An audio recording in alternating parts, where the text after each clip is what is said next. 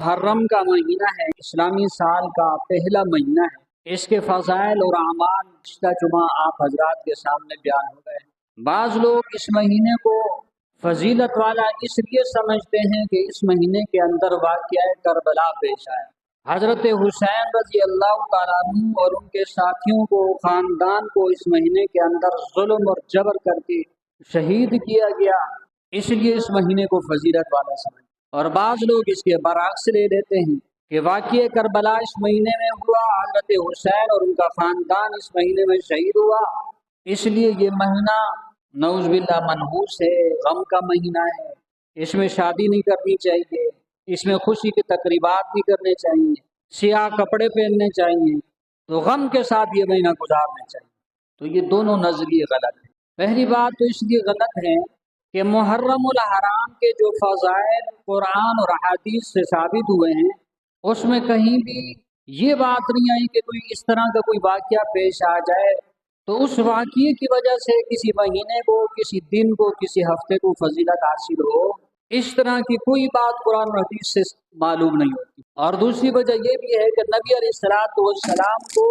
حضرت حسین رضی اللہ تعالیٰ عنہ کی شہادت کے بارے میں بتا دیا گیا تھا۔ آپ صلی اللہ علیہ وسلم کو علم تھا، اس کے باوجود بھی کبھی بھی نبی علیہ السلام نے یہ نہیں فرمایا کہ جس مہینے کے اندر میرے نواسے حضرت حسین شہید ہوں گے کہ اس واقعے کی وجہ سے، شہادت کی وجہ سے جو ہے اس مہینے کو فضیلت حاصل ہو،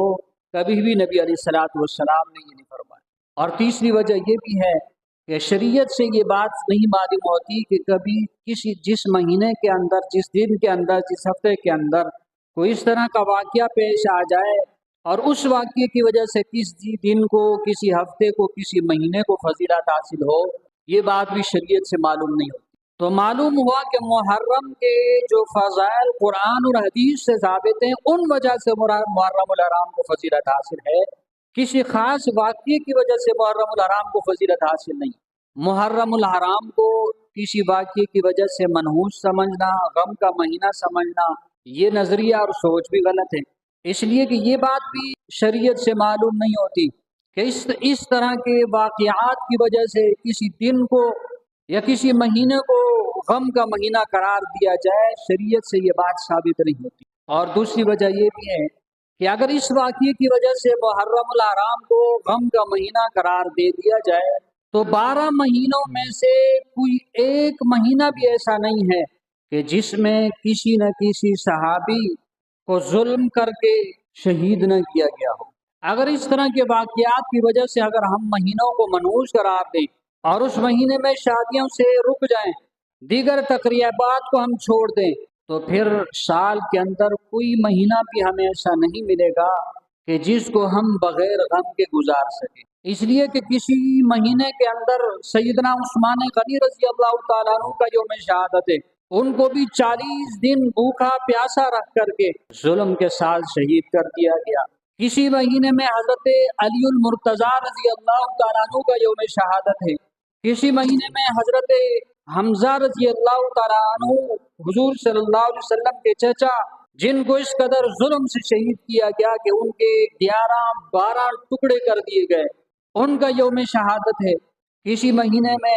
نبی علیہ السلام کا یوم وفات ہے ربیع الاول میں۔ تو اگر ہم ان واقعات کی وجہ سے کسی مہینوں کو اگر غم کا مہینہ قرار دیں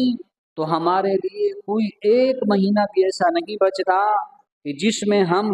خوشی کی تقریبات یا اس طرح کی شادیوں کی تقریبات ہم رکھ سکیں، پھر تو ہمارے سارے مہینے غم کے مہینے قرار دیے جائیں۔ اس وجہ سے بھی کسی واقعے کی وجہ سے کسی مہینے کو منحوس قرار دینا، غم کا مہینہ قرار دینا، یہ صحیح نہیں۔ اور ایک وجہ یہ بھی ہے،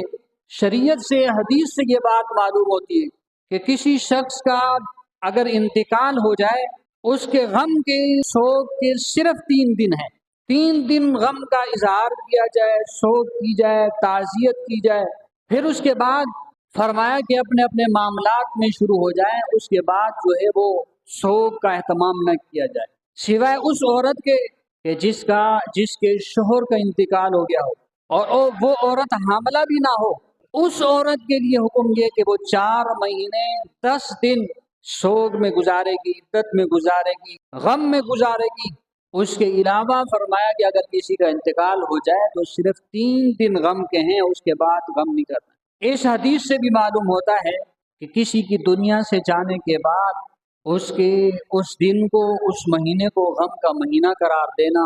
یہ بھی درست نہیں۔ بہرحال یہ دونوں نظریے غلط ہیں کہ کوئی اگر یہ سوچتا ہے کہ واقعہ کربلا کی وجہ سے محرم کو فضیلت حاصل ہے، یا کوئی یہ سمجھتا ہے واقعہ کربلا کی وجہ سے یہ محرم منحوس مہینہ ہے، غم کا مہینہ ہے، تو یہ دونوں نظریے اور سوچ جو ہے وہ غلط ہے۔